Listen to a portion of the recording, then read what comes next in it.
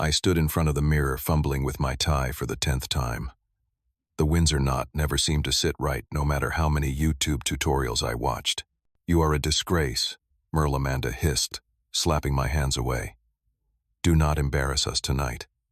My father worked 40 years for this moment. Her eyes flicked over my department store suit with barely concealed contempt. "Just keep your carpentry stories to yourself. These are sophisticated people." I nodded, swallowing the hurt like I always did. "Before I tell you what happened next, drop a comment letting me know where you are watching from. Hit that like button if you have ever felt judged for where you came from." I met Amanda 5 years ago at a charity build for homeless veterans. My small carpentry business had donated materials and labor for the project. I was covered in sawdust installing custom cabinets when she walked in with the event committee. Something about her confident stride and bright laugh caught my attention immediately. She was clearly from money designer clothes. Perfect hair, that unmistakable polish that comes from private schools and summer homes. I never expected her to notice me, but as the committee toured the facility, she lingered behind. "These cabinets are beautiful," she said, running her fingers along the cherry wood I had spent weeks selecting and finishing. "Thank you," I replied, trying to wipe sawdust from my face and probably making it worse. "Each piece is hand-selected. The wood tells its own story if you listen." I expected a polite nod and quick exit.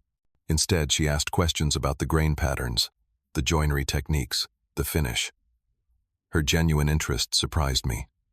When I offered to show her the remaining work in progress, she accepted immediately. We ended up talking for 3 hours. I missed dinner with my crew and she missed some fancy fundraiser. By the end of the night, I had her number and a promise to meet for coffee. Our romance moved quickly. Coffee turned to dinner, dinner to weekends together. Amanda seemed fascinated by what she called my authentic life.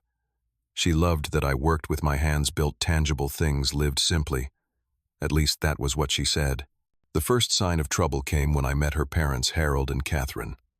Their mansion in the wealthiest part of town made me feel immediately out of place.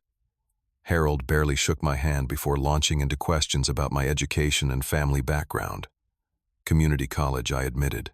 After the military. First in my family to go at all. The slight curl of his lip told me everything I needed to know. "And what exactly do you make with this carpentry business?"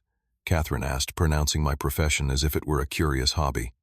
"Currently custom furniture and high-end renovations. I have 8 employees now." I was proud of building my company from nothing, but from their expressions you would think I had announced I collected garbage. Amanda jumped in. "Merle is an artist mother.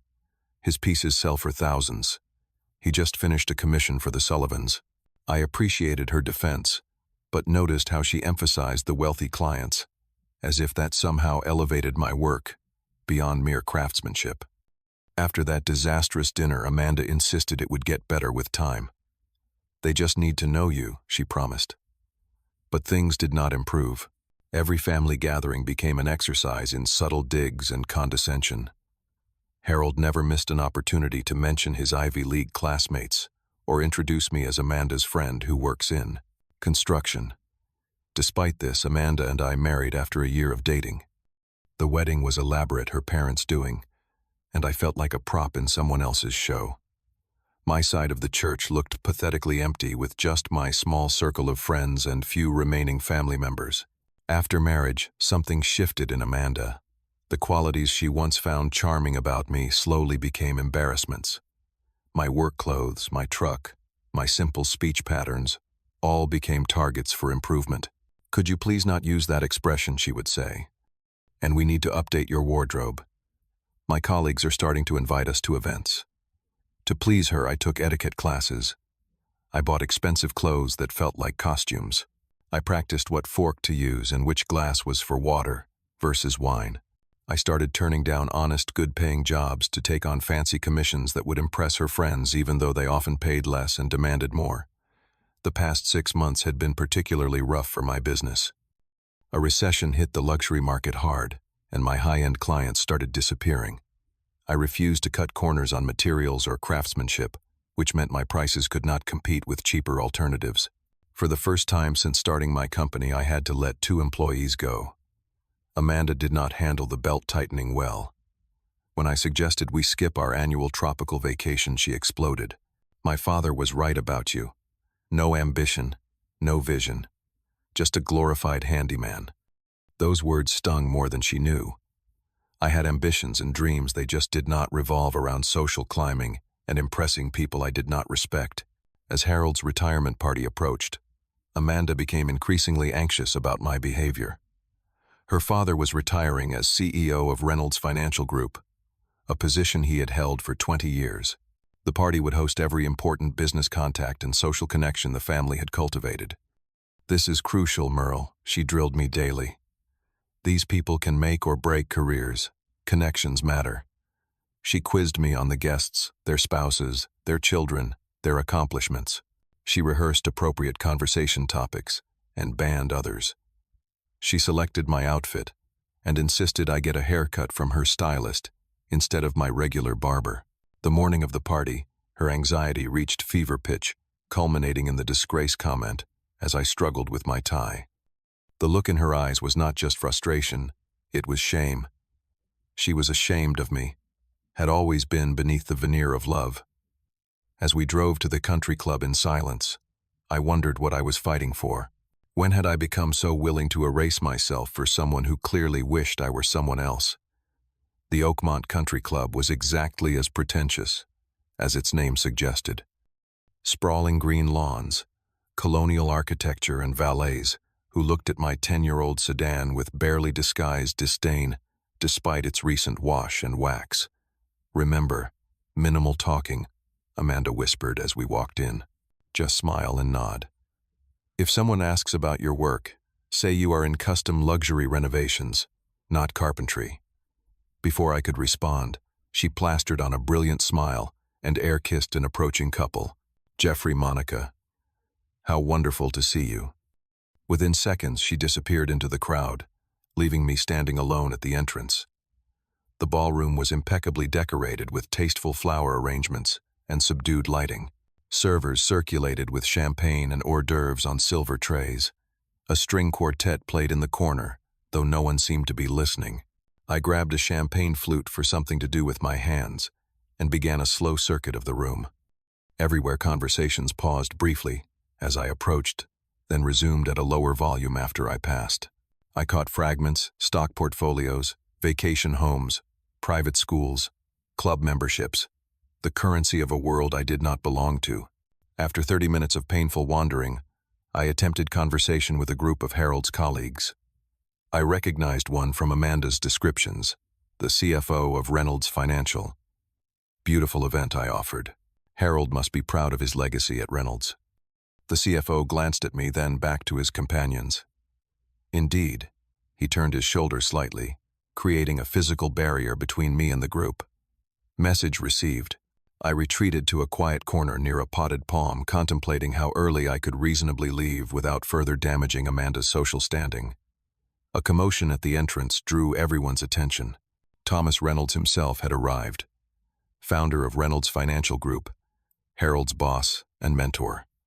Despite being in his 70s, he stood tall and commanding.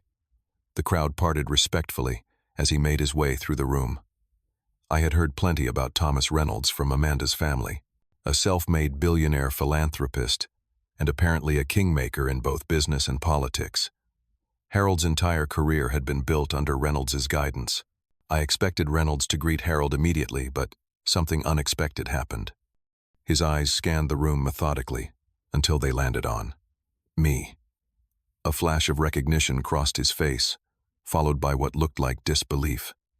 He changed course and walked directly toward my corner. Guests whispered and stared. What could Thomas Reynolds possibly want with the carpenter husband? No one spoke to. He stopped 3 feet from me, his posture suddenly military straight. Chief Petty Officer Merle Anderson, he asked, his voice carrying in the suddenly quiet room. I instinctively straightened my own posture, a reflex from years ago. Yes, sir. Reynolds extended his hand. Good to see you, sir. The room went completely silent. Every face turned toward us, expressions ranging from confusion to shock. Across the room, Amanda looked horrified, and Harold's mouth hung open. Reynolds continued, either oblivious to or unconcerned with the reaction. I was not aware you were related to Harold. Small world indeed. His son-in-law, sir, I managed to reply. I see. Reynolds turned to the now captivated audience. Ladies and gentlemen, you are in the presence of genuine American heroism. This man saved my life in Afghanistan 15 years ago. Murmurs rippled through the crowd. Amanda pushed her way toward us, her face pale. Most of you know I served on the Defense Advisory Committee, Reynolds continued. What you do not know is that during a classified diplomatic mission, our convoy was ambushed. Then, Chief Anderson's SEAL team was dispatched for extraction. The murmurs grew louder. SEAL team, I could practically see Amanda's brain short-circuiting. When our helicopter was hit, Anderson not only secured the perimeter, but carried me 2 miles with a bullet in his own leg. He received the Medal of Honor for actions that remain largely classified. The Medal of Honor, the nation's highest military award for valor. I had kept it in a simple wooden box I made myself, tucked away in my workshop where Amanda never ventured. Not hidden exactly, but not displayed either. Part of a life I had chosen to leave behind. Harold appeared at Reynolds' side, attempting to regain control of his own retirement party. Thomas, I had no idea you knew my son-in-law. Reynolds raised an eyebrow. You never mentioned your daughter was married to one of the most decorated special operators of his generation. Curious omission, Harold. Amanda finally reached us, her social smile strained to breaking point. Mr. Reynolds, how wonderful you could attend Father's celebration. Reynolds barely acknowledged her. Mrs. Anderson, a pleasure. He turned back to me. I have been following your foundation's work with disabled veterans. Impressive results with minimal overhead. The construction training program is particularly effective. Foundation Veterans Program. Amanda's confusion was evident, matched only by Harold's sudden, intense interest. Thank you, sir, I replied. The men and women deserve every opportunity after service. Indeed they do. Reynolds placed a hand on my shoulder. We should discuss the expansion proposal your director submitted. I believe we can expedite the funding. And just like that, the dynamic of the room transformed. People who had been avoiding me all evening suddenly found reasons to hover nearby. Harold was looking at me as if seeing me for the first time. And Amanda looked like she was calculating how this new information could benefit her. As Reynolds moved on to greet Harold properly, Amanda gripped my arm with fingers like talons. What the hell was that, she hissed through her perfect smile. SEAL team, Medal of Honor, a foundation. How could you keep this from me and make me look like a fool? The irony was almost funny. For years she had been embarrassed by me. Now she was angry I had not given her something to brag about. Reynolds pulled me aside an hour later, when the initial shock had worn off and the party had resumed its normal rhythm, though now with me as an object of fascination rather than dismissal. Walk with me, Anderson, he said, gesturing toward the club's terrace. Outside in the cool evening air, away from prying ears, he spoke candidly. I have respected your privacy all these years. When my staff identified your foundation's connection to you, I honored your apparent wish for anonymity. But seeing you here treated as, he searched for a diplomatic word. Less than you are, I could not maintain that fiction. I appreciate your discretion, sir, I said, and your support of the foundation. Why carpentry? He asked bluntly. With your background, you could have written your own ticket anywhere. I considered how to explain something I had never fully articulated even to myself. After what we saw and did, sir, I needed to create rather than destroy. Every piece of wood I shape, every home I improve, it balances the ledger a little. Reynolds nodded slowly. And the foundation started small with my own savings. Helping vets learn trades, find housing, get mental health support without bureaucracy. It grew organically. You funnel most of your business profits into it, he observed. Not a question. I live simply, sir. Always have. And your wife never questioned where the money went. I shrugged. She assumed business was struggling. It was easier than explaining. Reynolds looked like he wanted to say more about Amanda, but diplomatically changed course. The expansion proposal is excellent. Training centers in 5 more cities, housing initiatives, family support services. My foundation will match whatever you have raised so far. The amount he named would transform what we could accomplish. Our conversation was interrupted by Amanda, who had clearly been searching for me. Her expression was a complex mixture of anger, confusion, and calculation. "There you are, darling," she said, with affected sweetness. "Father is about to give his speech." Reynolds excused himself, leaving me alone with Amanda for the first time since the revelation. She wasted no time. "How dare you humiliate me like this? All these years letting me think you were just while you had this secret life and connections like Thomas Reynolds." The unfairness of her accusation hit me like a physical blow. "Humiliate you?" My voice was quiet, but intense. "I have spent 5 years being treated like something you scraped off your shoe by you and your family. You were embarrassed by my job, my background, my very existence, and now you are angry. I did not give you something to show off." "That is not fair," she protested weakly. "I married you, did not I?" "Yes, and you have been trying to change me ever since. Tonight, you called me a disgrace to my face for not tying a tie correctly." She had the grace to look slightly ashamed but rallied quickly. "Well, now that I know who you really are, this changes nothing," I interrupted. "I am still exactly the same person. The only difference is, now you think you can use me." Before she could respond, Harold's voice came over the microphone, calling everyone inside for his speech.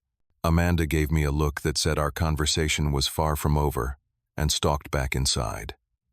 I followed slowly, a decision crystallizing in my mind with each step.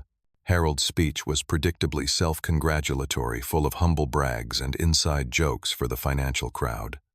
Near the end, he veered into unexpected territory, and I would be remiss not to acknowledge my son-in-law, Merle Anderson, whose heroic military service was just brought to my attention by Thomas himself. "Merle, we had no idea of your distinguished background, and I speak for the entire family when I say we are proud to have you as part of ours." The hypocrisy was breathtaking. The same man who had spent years subtly denigrating me was now attempting to bask in reflected glory. When polite applause followed, Harold gestured for me to stand. I reluctantly did so, acknowledging the crowd with a nod.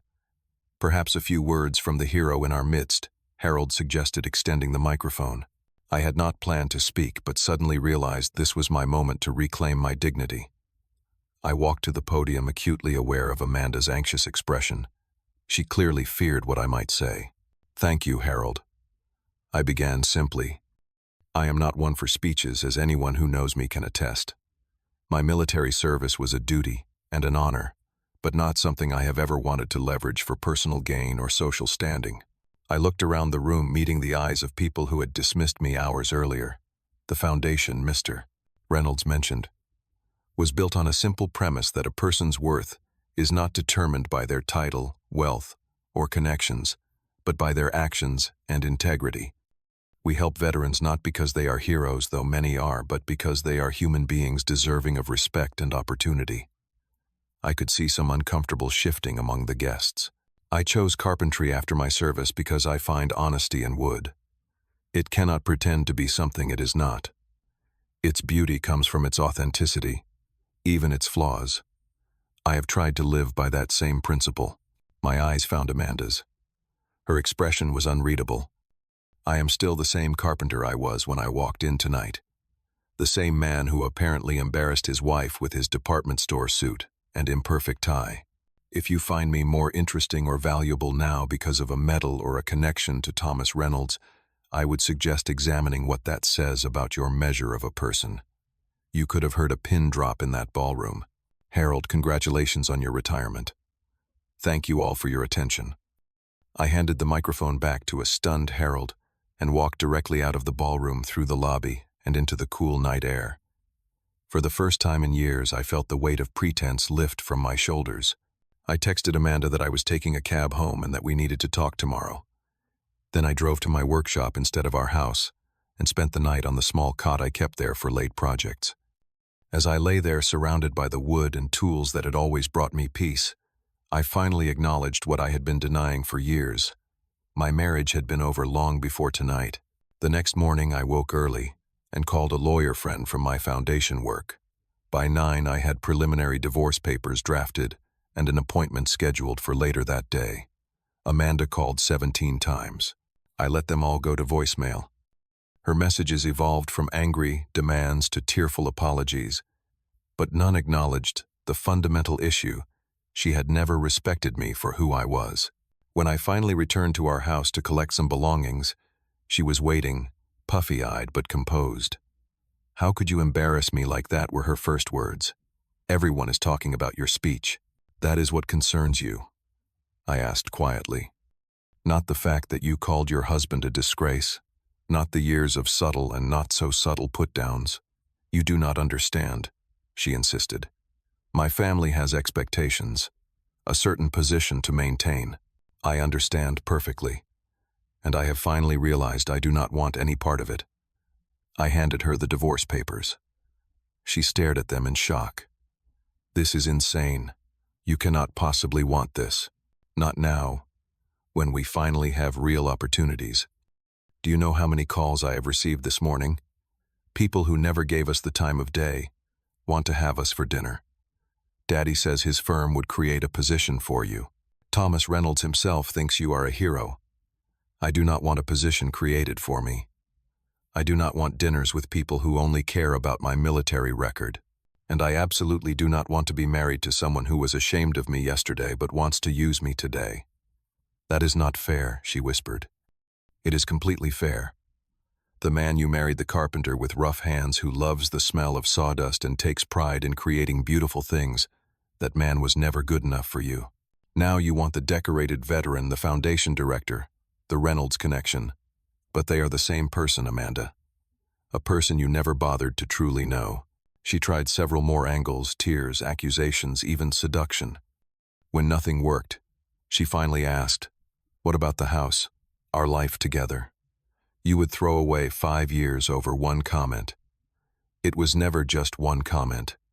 It was a pattern that revealed how you truly felt. And I deserve better. So do you, frankly. I left her with the papers and my house key. Within a month, our divorce was finalized. She kept the house. I kept my business and my dignity. The 6 months that followed were transformative. With Reynolds's matching grant, my veteran foundation expanded rapidly. We opened 2 new training centers and launched a housing program that received national attention.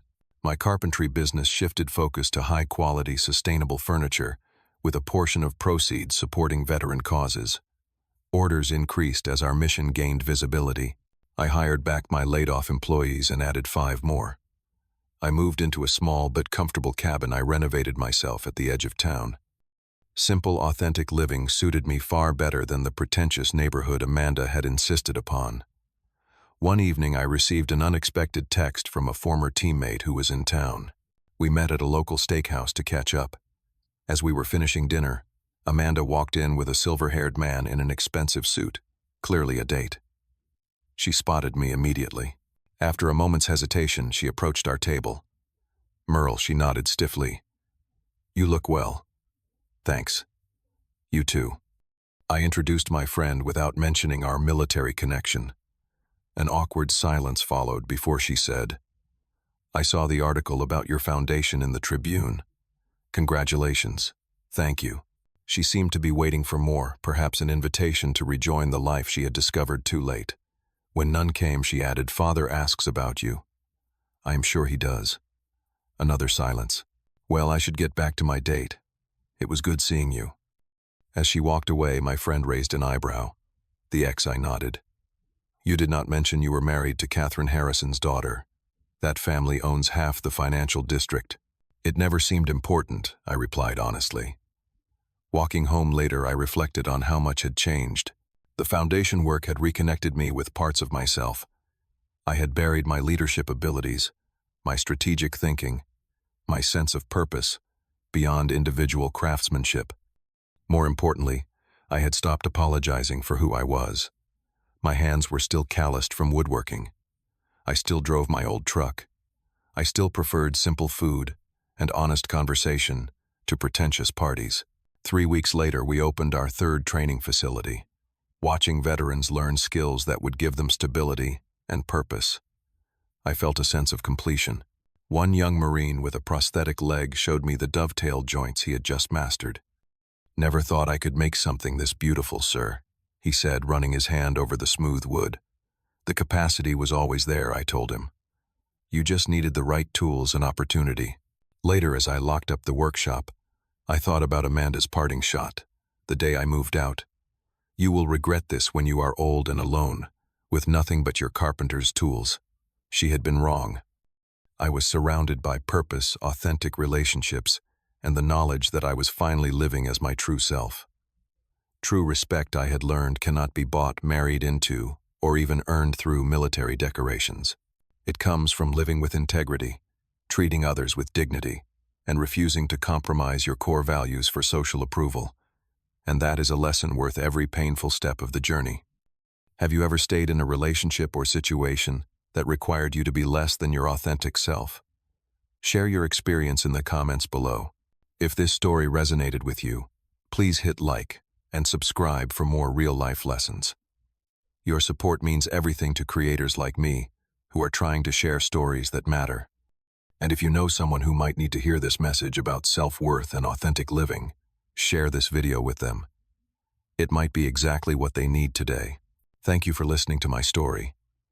And remember, your value never depends on someone else's approval.